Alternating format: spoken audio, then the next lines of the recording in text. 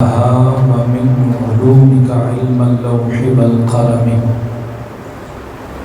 يا أكرم الخلق ما لي من ألوذ به سواك عند حلول الحادث الأمامي منزه عن شريك في محاسنه فجوهر الحسن فيه غير منقسم رب صل وسلم دائما ابدا على حبيبك خير الخلق كلهم. اللہ تبارک و تعالی جل جلالہ کی حمد و ثنا اور حضور اکرم نور مجسم فخر آدم و بنی آدم محبوب رب العالمین باعث تکوین عالم جان کائنات رحمت کائنات فخر موجودات آمینہ کے لال احمد مجتبی جناب سیدنا محمد مصطفیٰ صلی اللہ علیہ وسلم کی بارگاہ مقدسہ منورہ مطہرہ میں ہدیہ درود و سلام پیش کرنے کے بعد میرے نہایت ہی واجب الاحترام بزرگ و دوستو حضرات و سامعین، آج جمعۃ المبارکہ کی اس نشست میں ہمارا موضوع مخزن جود و سخا، پیکر شرم و حیا، پیشوائے اغنیاء، تاجدار اتقیاء، داماد مصطفیٰ، امیر المومنین، خلیفہ ثالث حضرت سیدنا عثمان بن عفان ذو النورین رضی اللہ تعالی عنہ کی باعظمت پروقار شخصیت کے حوالے سے ہے۔ خالق کائنات نے اپنے محبوب کریم علیہ السلام کو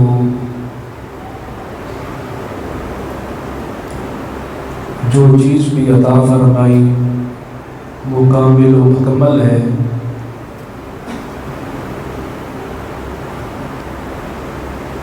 کائنات کے اندر حضور کی نسبت والے لاجواب اور بے مثال ہیں، چاہے حضور کی آل ہو، چاہے اصحاب ہوں، چاہے حضور کی ازواج ہو۔ پوری کائنات انسانیت میں نہ حضور کی آل جیسی کسی کی آل ہے، نہ حضور کی اصحاب جیسے کسی کے اصحاب ہیں، نہ حضور کی ازواج جیسی کسی کی ازواج ہیں۔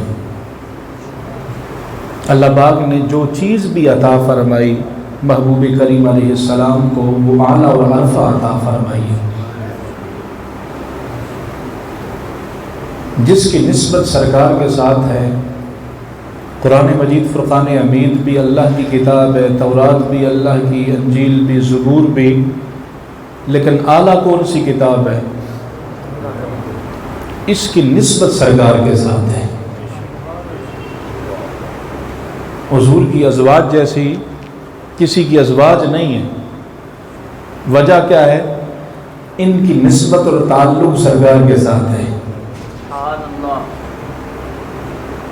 حضور کی آل جیسی کسی نبی اور رسول کی آل نہیں، وہ بھی نبی اور رسول ہیں، لیکن سرکار جیسی آل ان کی نہیں۔ کیوں؟ کیونکہ ان کی رگوں میں سرکار کا خون ہے۔ حضور کے اصحاب جیسے کسی کے اصحاب نہیں، وہ بھی نبی اور رسول ہیں، لیکن چونکہ ان کی غلامی کا تعلق سرکار کے ساتھ ہو گیا، ان کی صحبت اور معیت اور سنگت کا تعلق سرکار مدینہ کے ساتھ ہے، اس لیے حضور کے اصحاب جیسا کسی نبی اور رسول کے اصحاب نہیں ہیں۔ اور جتنے صحابہ ہیں سارے جنتی ہیں۔ بولیے ذرا، سارے بولیں جنتی ہیں۔ حضور کا ہر صحابی جنتی ہے، علماء نے لکھا ہے جتنی انبیاء کی تعداد ہے اتنی حضور کے اصحاب کی تعداد ہے. سارے صحابہ کی جماعت میں اللہ نے سب سے اعلیٰ اور عرفہ جن کو مقام عطا فرمایا ہے وہ خلفائے راشدین ہیں. ابو بکر و عمر و عثمان و علی، پوری جماعت صحابہ جنتی جماعت کے یہ سردار ہیں. چار پہلے خلیفہ ابو بکر ہیں، دوسرے عمر بن خطاب ہیں، تیسرے حضرت عثمان غنی ہیں، چوتھے مولا علی ہیں. ہر ایک کی اپنی اپنی شان ہے. عقیدہ اہل سنت ہے اور ساری امت کا اجماع ہے جس طرح خلافت کی ترتیب ہے اسی طرح فضیلت کی بھی ترتیب ہے. ساری امت میں نبیوں کے بعد یہ امت کیا سابقہ انبیاء اور رسول کی امتیں سب میں اعلیٰ اور عرفہ نبیوں کے بعد رسولوں کے بعد ابو بکر صدیق ہے، اس کے بعد عمر بن خطاب ہے، تیسرے نمبر پہ حضرت عثمان غنی اور چوتھے نمبر پہ مولا علی ہے.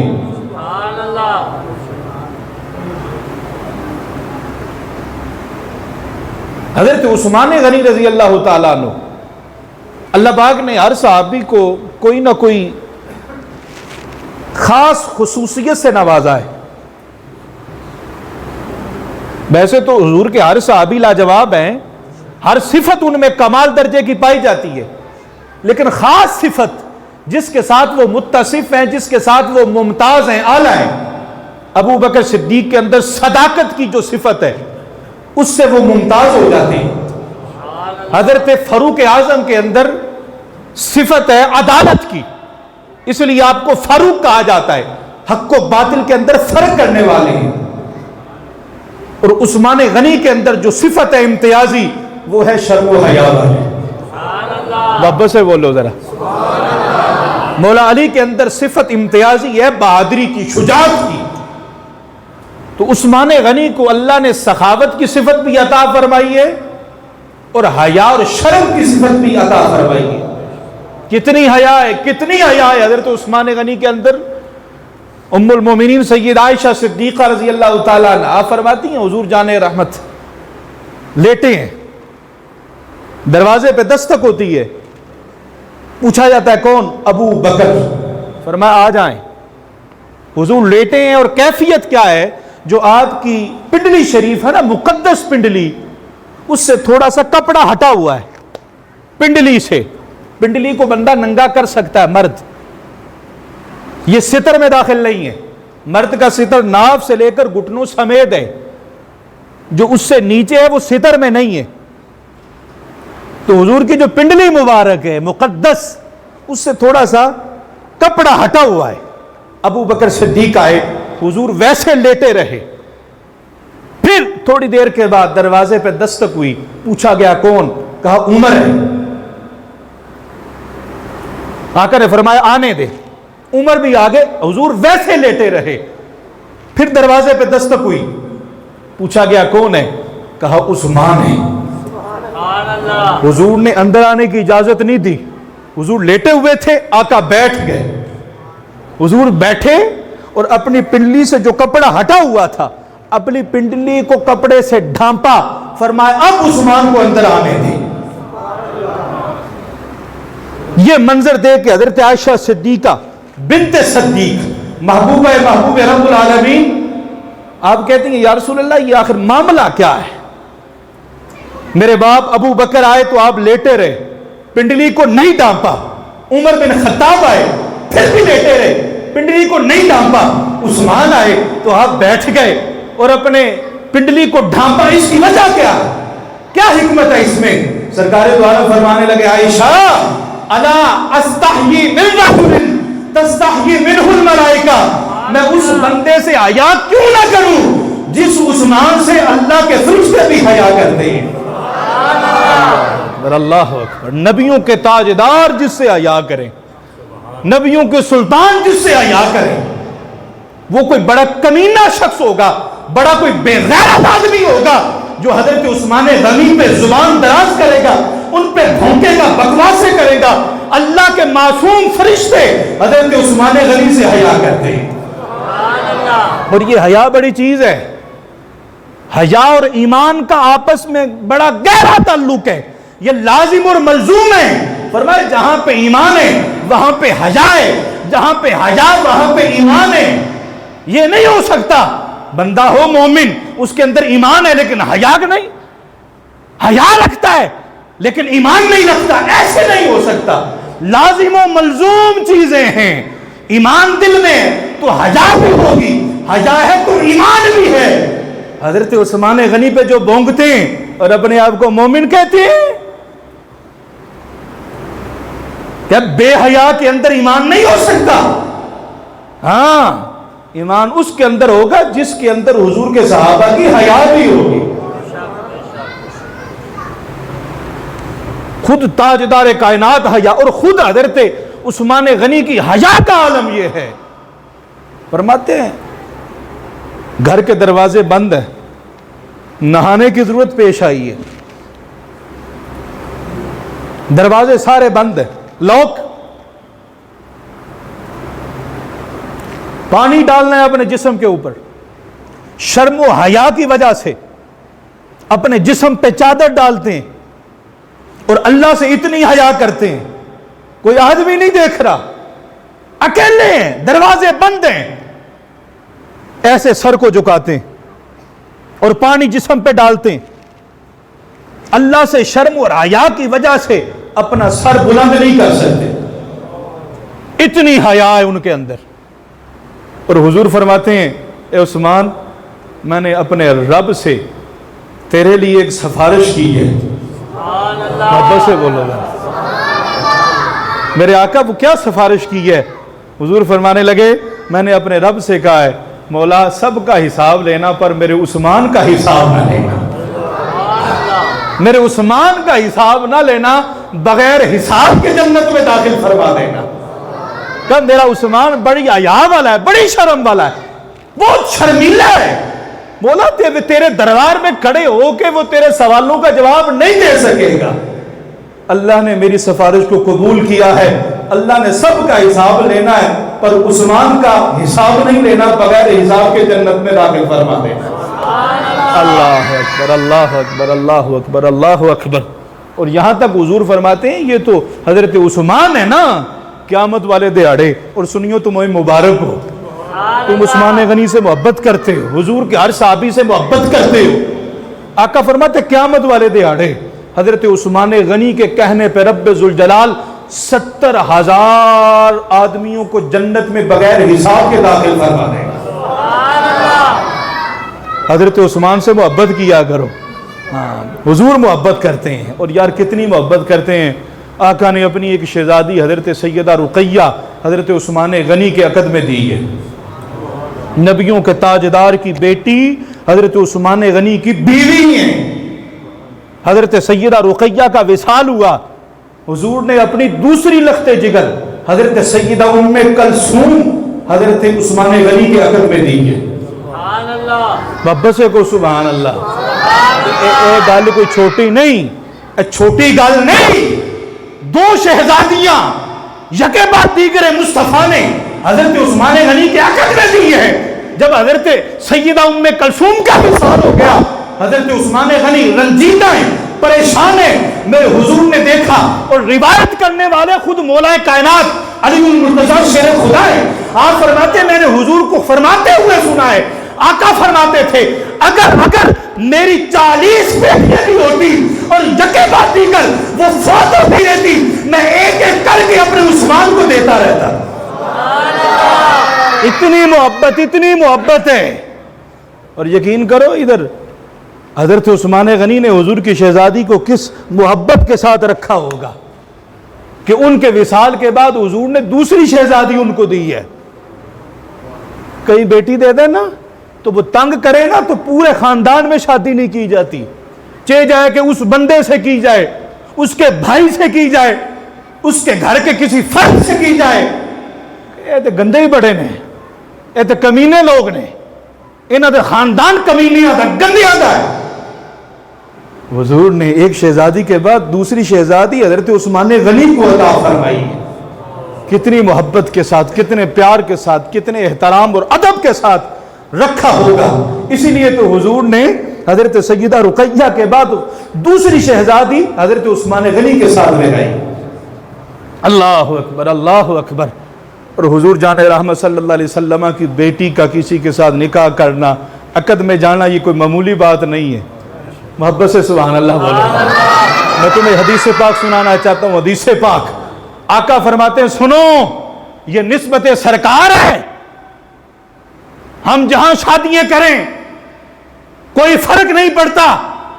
ہم کسی کی بیٹی لیں یا کسی کو بیٹی دیں کوئی فرق نہیں پڑتا. لیکن میرے آقا فرماتے ہیں رب ذوالجلال نے مجھ سے وعدہ کیا ہے کہ میں محمد رسول اللہ جس بندے سے بیٹی لوں گا یا جس کو بیٹی دوں گا اللہ اس کو جنت عطا فرما دے گا.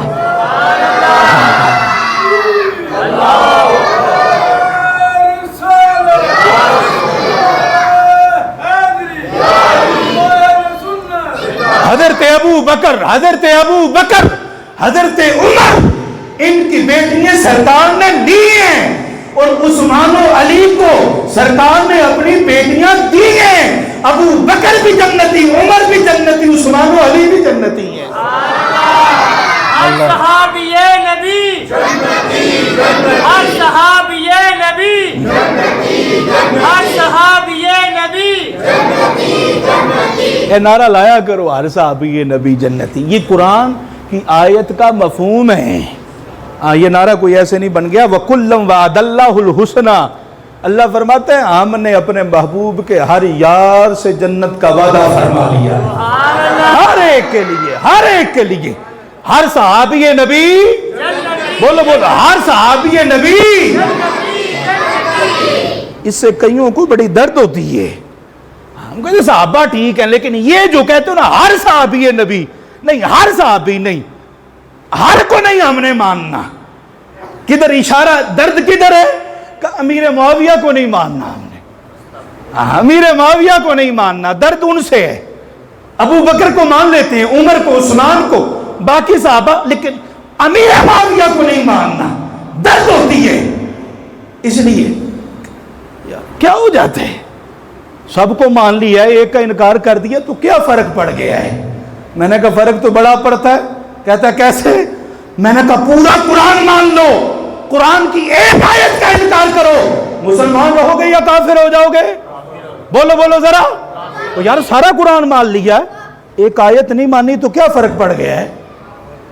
ہاں چلو ایک آیت، ایک لفظ کا انکار کر دو، مسلمان رہو گے؟ قرآن کے ایک ایک حرف پہ ایمان لانا ضروری ہے. مصطفیٰ کے ہر صحابی سے محبت رکھنا ضروری ہے. ہر صحابی نبی، ہر صحابی نبی. حضرت عثمان غنی رضی اللہ تعالیٰ عنہ 2 بار رسول اللہ سے جنت خریدی ہے. مالک جنت ہیں سرکار، اسی لیے تو بیچی ہے. مالک جنت ہے. بیر روما خرید کے مسلمانوں کے لیے وقف کیا. جیش الاسرت غزوہ تبوک کے موقع پہ وہ معاملہ بڑا سخت تھا. عرب کے عیسائیوں نے ایک سازش کی، روم کے بادشاہ کی طرف قاصد بھیجے اور کہا کہ مسلمانوں کے نبی کا انتقال ہو گیا ہے، موقع بڑا بہترین ہے، حملہ کرو، مسلمانوں کو ختم کر دو. روم کا بادشاہ ہرقل، اس نے بہت بڑی فوج کو تیار کیا. حضور جان کائنات نے اپنے بھی صحابہ کو جمع کر لیا. لیکن وہ موسم کٹائی کا تھا، بالکل کٹائی سر پہ آئی ہوئی تھی. اور آپ کو پتا ہے پورا سال اسی امید پہ انسان رہتا ہے کہ فصل کی کٹائی ہوگی تو کچھ پیسے آ جائیں گے، نظام چلے گا. معاملہ بڑا سخت تھا. حضور جان کائنات نے اس وقت صحابہ سے فرمایا کہ غزوے کے لیے تیار ہو جاؤ. اور راہ خدا میں اپنا مال لٹاؤ۔ حضرت ابو بکر صدیق یہی وہ غزوہ ہے، سارے گھر کا مال اٹھا کے لائے تھے۔ حضرت عمر آدھے گھر کا مال اٹھا لائے تھے۔ حضرت عبد الرحمن بن عوف عشرہ مبشرہ میں سے 4000 دینار حضور کی بارگاہ میں لے کر آئے تھے۔ حضرت عثمان غنی کے کیا کہنے، عرض کی یا رسول اللہ 10,000 مجاہدین کا ساز و سامان میرے ذمے ہے، 10,000 دینار حضور کی جھولی میں ڈالے ہیں۔ صحابی کہتے ہیں حضور اتنے خوش ہوئے، ایسے ایسے سکوں کو ایسے الٹ پلٹ کرتے تھے ایسے ہاتھوں کے ساتھ، اور دعائیں دیتے جاتے تھے حضرت عثمان کو۔ 900 اونٹ اور 100 گھوڑا غزوہ تبوک کے لیے حضرت عثمان غنی نے پیش کیا۔ اللہ اکبر اللہ۔ اس موقع پہ بھی حضور نے جنت حضرت عثمان غنی کے نام کروا دی ہے۔ اللہ اللہ اکبر اللہ اکبر۔ اور حضور کی اتنی محبت ہے، خدا کی قسم، حضور جان کائنات نے خواب کے اندر دیکھا کہ ہم عمرے کے لیے جا رہے ہیں۔ آقا مدینہ میں تھے، فتح مکہ سے پہلے کی بات ہے، خواب دیکھا۔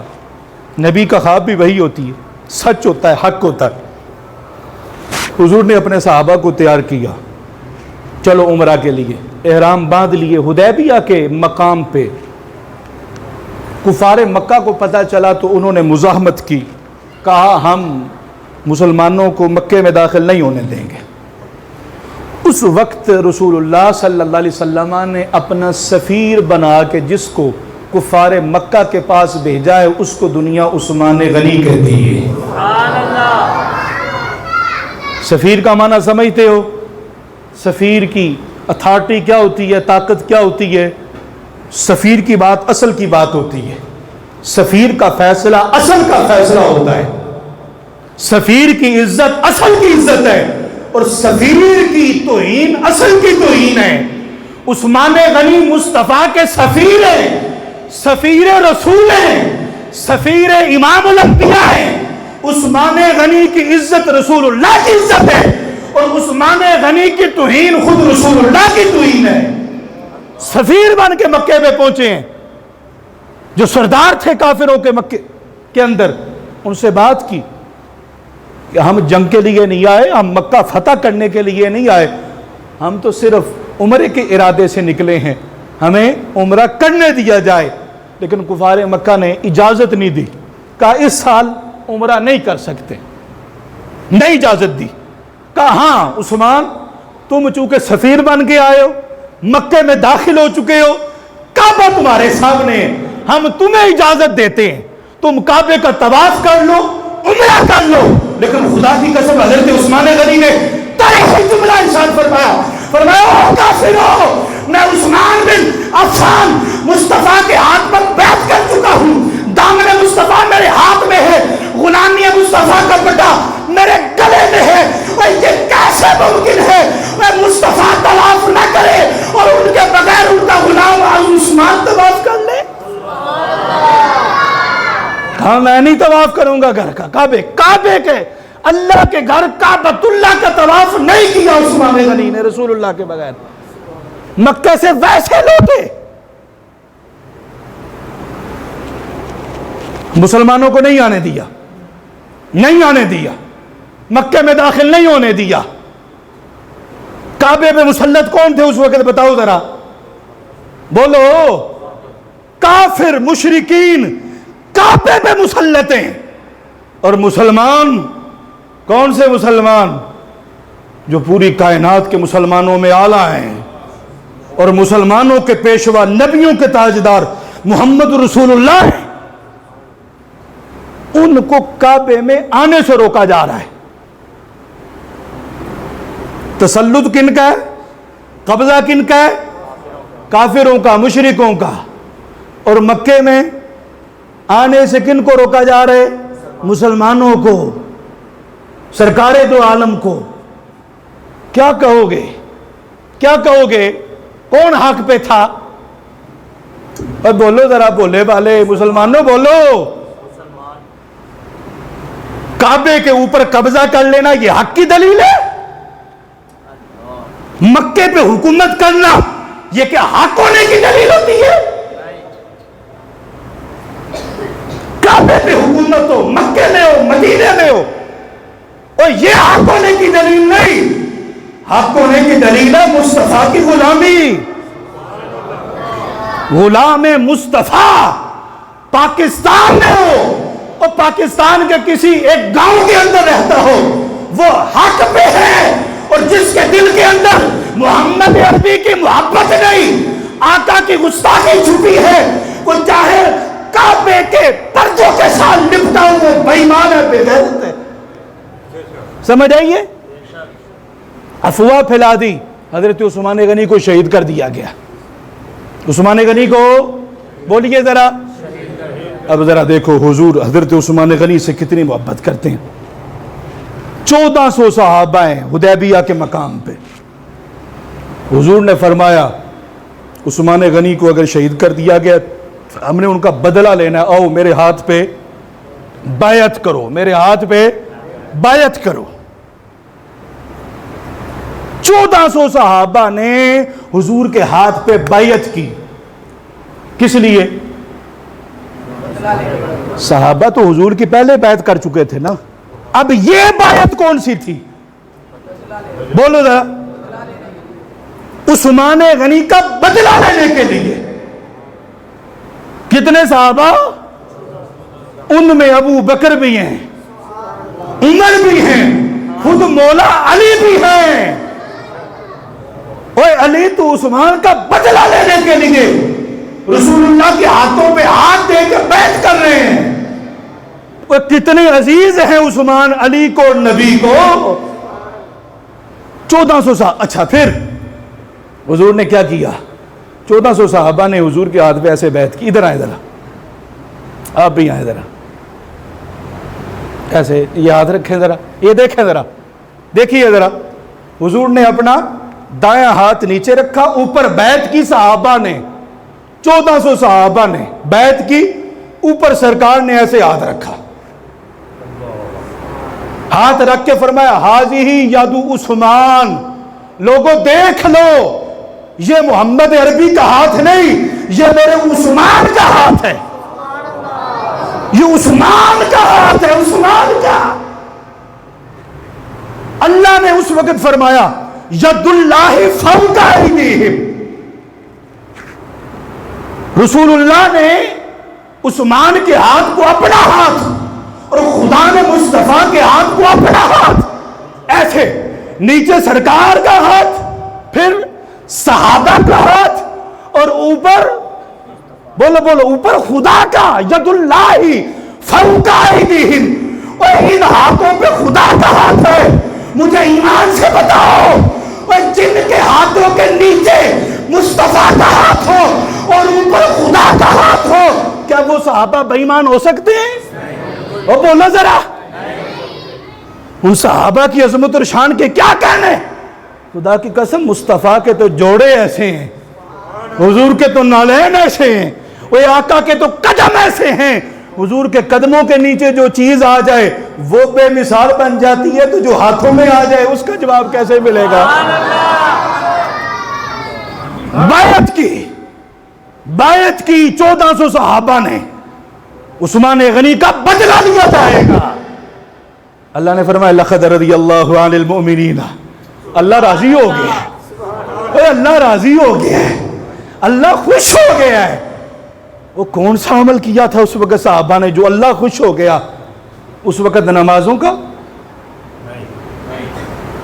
زکوٰۃ دے دی تھی، کوئی صدقہ و خیرات کر دیا تھا، اس وقت جہاد کر رہے تھے، سب کچھ کیا صحابہ نے.